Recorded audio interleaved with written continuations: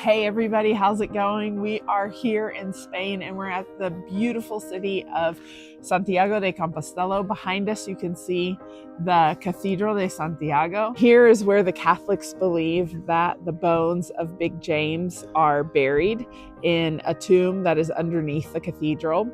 So what happens is there are several different pilgrimages called the Caminos that people will come and travel on. A lot of them are just seeking or searching, or they're looking for transition, or they're burnt out, or they just have a lot going on. People from all over the world come here and they experience these Caminos. And once they get to the end of them, they end up arriving here.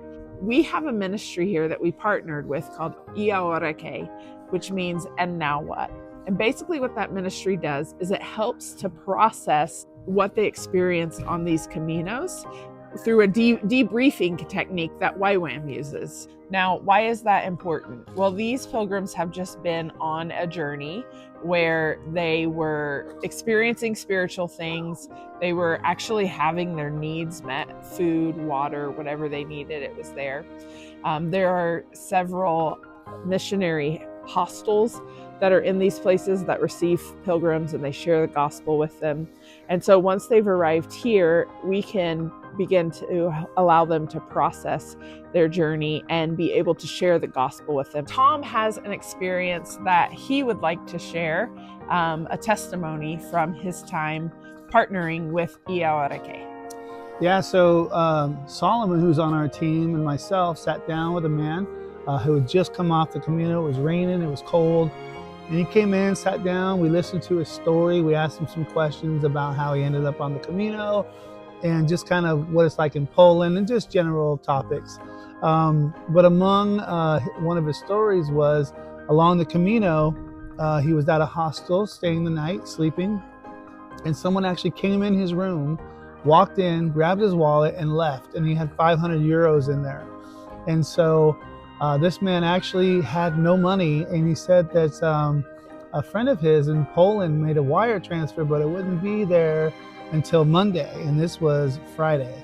And so this man was going to go all weekend with no money, and he was literally going to be sleeping on the street that night. We listened to him for a little bit longer. Solomon is 19 years old. He's on our team, and he actually felt moved to give this man some money. And so he did. Looked at this man's face when Solomon handed him the money, and he was actually tearing up. He was just about to cry. He was so moved that someone would give him money with nothing in return. And so this man actually said, hey, Solomon, can I have your Cash App and I'll give it back to you? And Solomon said, oh no, this is a gift for you. And so it was an opportunity for us to share the love of Christ with this man. We got to pray with him. At the very end of the encounter with him, I told him to, if he ever wanted to accept Jesus as his Savior, I told him what he can do.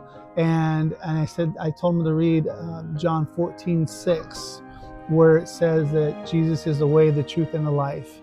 And when I told him this information about the Bible, he looked in my face and he was listening to every word that I said. So just with the whole process of this ministry and the way it works, where you spend time with these people, they want to hear what you had to say as well, because you listened to them. And what we had to say is the good news of Jesus Christ. And so Peter went on his way, and we have his information. He has our number. And so we're going to keep in contact through WhatsApp. And I told him if he has any questions, he can ask Solomon or myself. And we're looking forward to hearing testimonies from him of what God's doing in his life.